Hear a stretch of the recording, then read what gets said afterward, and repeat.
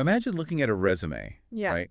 Like a resume for a corporate vice president of operations. Okay, I'm picturing it. If you're the one hiring, you naturally have a certain set of expectations. Oh, definitely.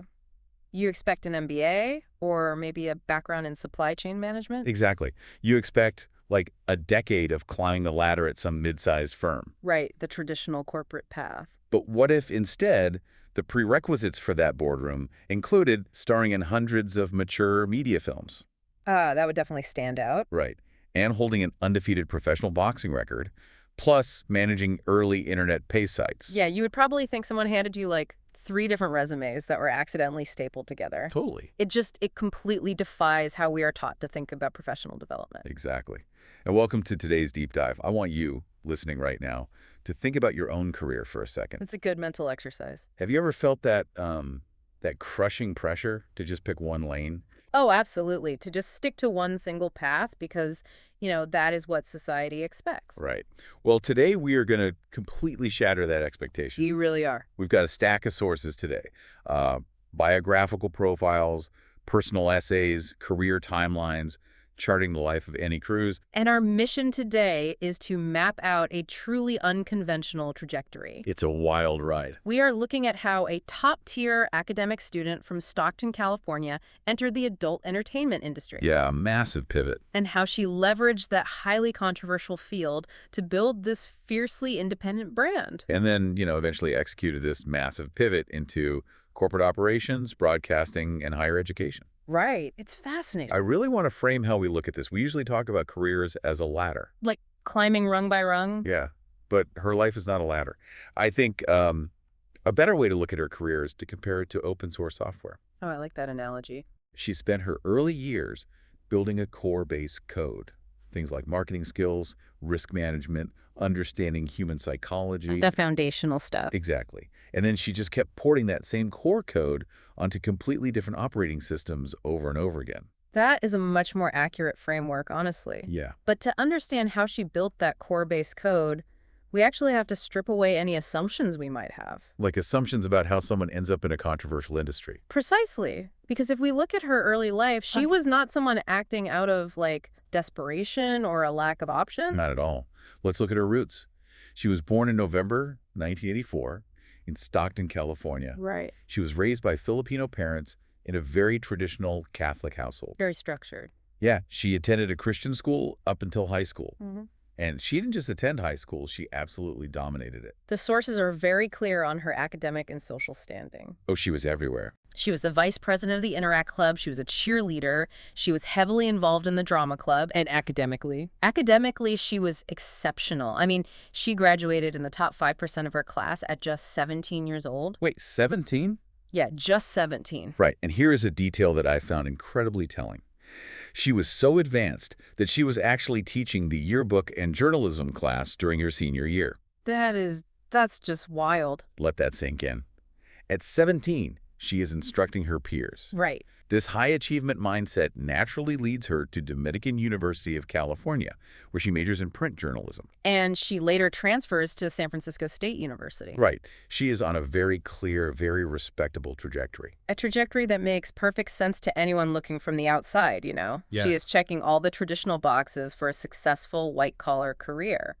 But then we hit this massive turning point. The first of many. Yeah. In October 2003, just a month before her 19th birthday, she drops out of college entirely and enters the adult entertainment industry. It's a sharp left turn. Now, hold on. I have to stop you here because I'm struggling to make this make sense. It's definitely jarring. Usually, the societal narrative is that people enter highly stigmatized spaces because they fall through the cracks. Right, the typical assumption. But Cruz is in the top 5% of her class. She's teaching journalism. Dropping out of college to do this doesn't sound like a strategic move at first glance. No, it really doesn't. It sounds like self-sabotage. What am I missing here? It's a great question because it forces us to look at the psychology of high achievers. Okay. When you read her later personal essays, this pivot doesn't read as self-sabotage. It reads as an extreme assertion of autonomy. Interesting. You have to remember, she spent her entire life up to that point in highly structured, rigidly defined Right, environments. the Catholic upbringing, Christian schooling, top-tier academic pressures. Exactly. So she was living in a box that someone else designed for her. Ah, I see. And highly gifted, highly driven people often reach a point where the traditional track just feels suffocating. Right, they need to break out. For her, entering a taboo industry wasn't a surrender or like a desperate plea for attention. It was something else. It was a calculated, albeit extreme way to completely sever ties with those traditional expectations. Wow. She wrote openly about having a deep-seated curiosity about human nature and boundaries that simply did not fit into the life that was laid out for her. So she wanted to test her absolute limits. Exactly. And she chose one of the most intense, polarizing environments on the planet to do it.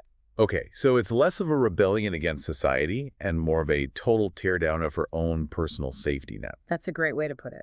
She is saying, I am going to explore the absolute extremes, and I am putting myself in the driver's seat. Yes, and that brings us to the most crucial part of this transition. What's that? Whatever her initial motivation was for making that leap, how she actually operated once she got inside that industry is what sets the stage for the rest of her life.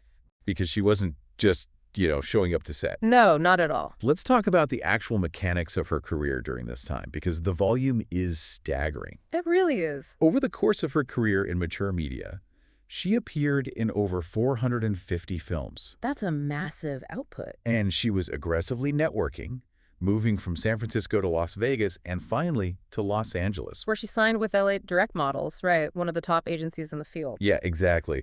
But I want to dig into how she managed this, because the sources refer to her as a self-proclaimed computer nerd. Oh, this is my favorite part. We really need to contextualize the era here. Okay, set the scene. We are talking about the mid-2000s. Broadband is just starting to become ubiquitous. Right, pre-social media boom. In this specific industry, at that time, the massive production studios held all the power. They were the gatekeepers. Exactly. They controlled the distribution, they controlled the marketing, and performers were largely treated as disposable assets. You just show up and do the job. Right. You showed up, you got paid a day rate, and the studio kept all the long-term profits. But the sources highlight that she didn't play that game. She really didn't. She started designing and managing her own websites. Now, to you listening, building a website today means spending like 20 minutes on Squarespace. Yeah, it's drag and drop now. But in 2004, managing your own digital footprint meant understanding HTML It meant setting up independent server hosting. and managing highly complex age-gated payment gateways. Exactly. She realized incredibly early on that relying on the traditional studio system was a recipe for burnout. So she built her own infrastructure. By running her own backend, she was essentially building a direct-to-consumer tech startup. Wow. Long before the term influencer even existed, she understood that owning the distribution channel was the only way to retain power. Especially in a space that notoriously strips power away from its talent. Precisely. So she is managing her own B2C business to consumer brand. She's dealing with customer acquisition, marketing, infrastructure, and legal compliance in a highly scrutinized space. And this is exactly what we mean by her building that base code. It's an intense skill set. The skills required to successfully run an independent adult entertainment brand in 2005 are incredibly robust. It requires immense operational discipline. And she was fully immersed in this ecosystem. She really was. I mean, her personal life was deeply intertwined with it as well. She met Jack Lawrence at an industry expo in 2004, and they were married at an expo in Las Vegas in 2005. Right, and even though the marriage only lasted until 2006, it really illustrates that she wasn't keeping this career at arm's length. No, she was fully in it. She was living and breathing the business logistics of this world. She had to. Surviving in that space requires a constant, vigilant optimization of your own brand. If you're enjoying the vibe, go ahead and hit that like button, subscribe to the channel, and share this video with your friends. It really helps us out. Okay, so she has this digital empire running. She's a recognizable name in a highly controversial field. Right. But here is where she starts porting that software into new operating systems. The lateral moves. Exactly. Because controlling her own digital brand wasn't enough. She starts aggressively testing the waters in mainstream media. And the crossover is fascinating because of the barriers she had to navigate. I can imagine. Being a recognizable figure in mature media carries a heavy stigma, yet she managed to book appearances on The Howard Stern Show. Oh, she featured in their massive Best of 2006 episode, right? Yeah, exactly. She also crossed over into MTV, which at the time was the absolute pinnacle of youth culture. Total cultural touchstone. She appeared on the dating show Next, MTV's True Life, and later Vanderpump Rules. She even secured acting roles in independent films like National Lampoon's Teed Off 2 and the cult horror comedy John Dies at the End. She was everywhere. She was even in a Stephen Malkmus music video alongside Jack Black, like for the song Senator. I want to point out how difficult this is. For someone from her specific background to be embraced by MTV or indie film directors, she had to be a master of PR. She really did. She had to know exactly how to pitch herself as a personality, Yeah. not just a performer. That is the marketing code at work. She understood brand positioning better than most publicists. Seriously. But where her drive takes an even more surprising turn is her pivot into intense physical athletics. Yes. This is the part of the sources that completely blew my mind. It's so unexpected. We know she made appearances in women's extreme wrestling, which, okay, logically, there's a crossover in the fan bases there that makes marketing sense. Sure, it's a parallel audience. But then she decides to train as a boxer.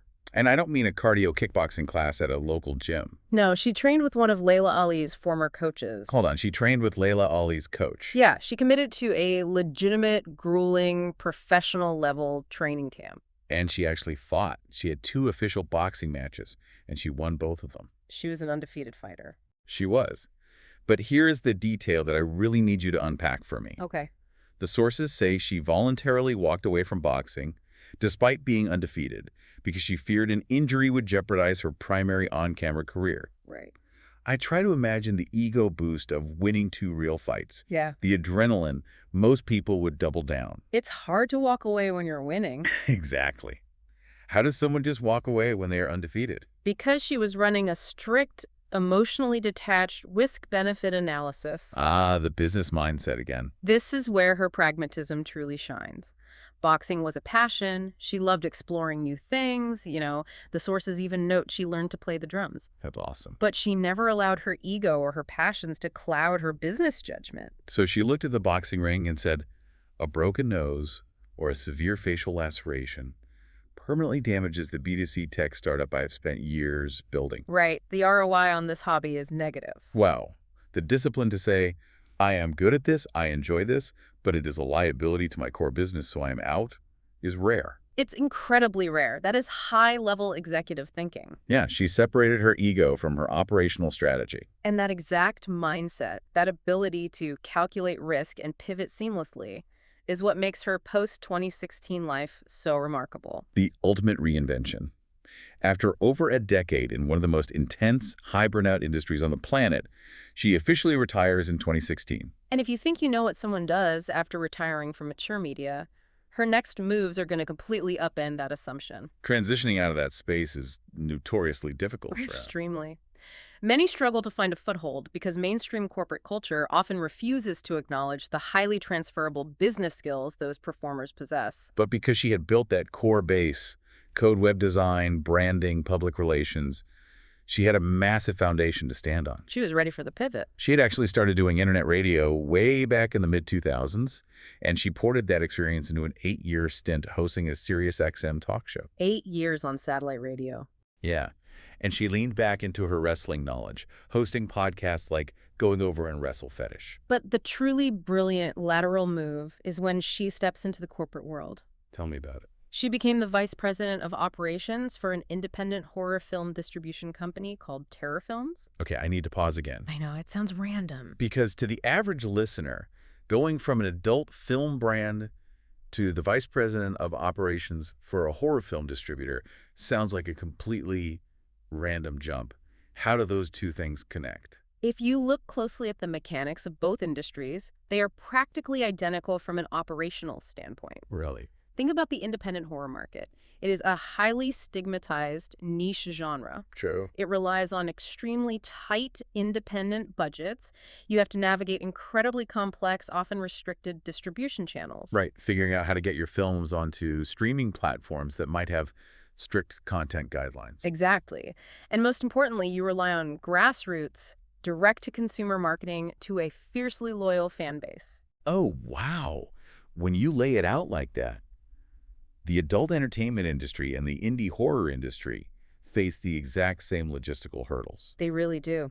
As a VP of operations at Terror Films, she wasn't learning a new trade. She was just porting the software. She was applying the exact same logistical, legal, and management skills she used to run her own highly scrutinized digital empire a decade earlier. She knew how to bypass gatekeepers. She knew how to market taboo content. It was a lateral move disguised as a massive pivot. That is absolutely fascinating. And she didn't just stop at corporate operations. No, she kept moving. She moved heavily into the pop culture convention space as an avid cosplayer. Which is another passionate fan base. And then she jumps into serial entrepreneurship.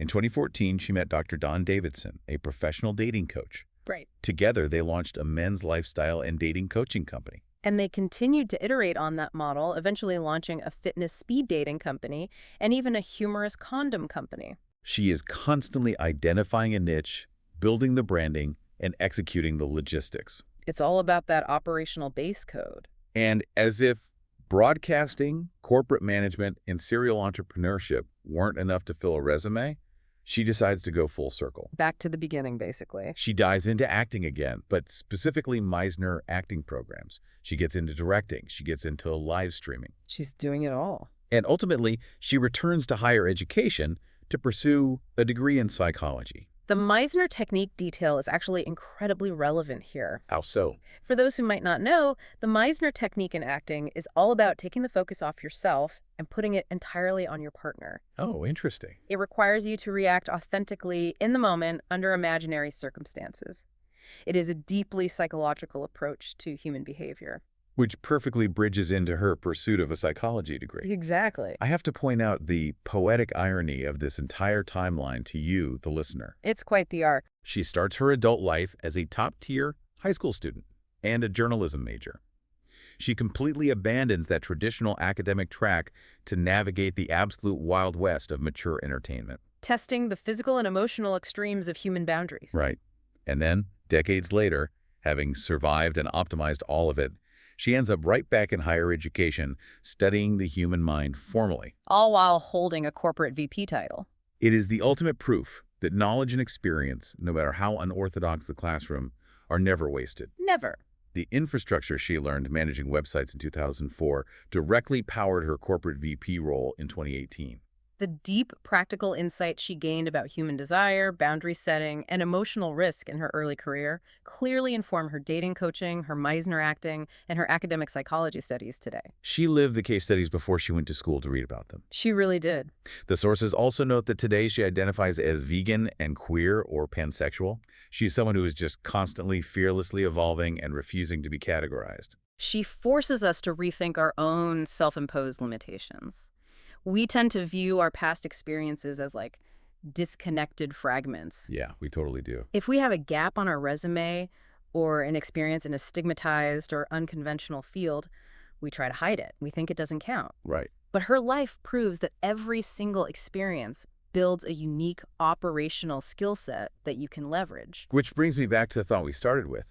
We are conditioned to view our careers as climbing a very narrow, very fragile ladder. And if you step off a rung, you fall. Exactly. Yeah. But Annie Cruz treated her life like a sandbox. I love that. She took the sand, her intelligence, her resilience, her operational mindset, built a massive castle, knocked it down, and then used that exact same sand to build a completely different fortress. It's an incredible way to approach life. I want to leave you with this final provocative thought to mull over.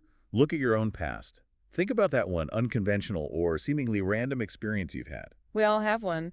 Maybe it was a hobby you dropped, a bizarre gig you took in your 20s, or a side project you try to hide from your current boss. Yeah? What if that specific hidden experience gave you the exact operational skill you need for your next massive reinvention? That's a powerful thought. Stop hiding your unconventional steps and start figuring out how to port that software. Until next time, keep exploring the deep end,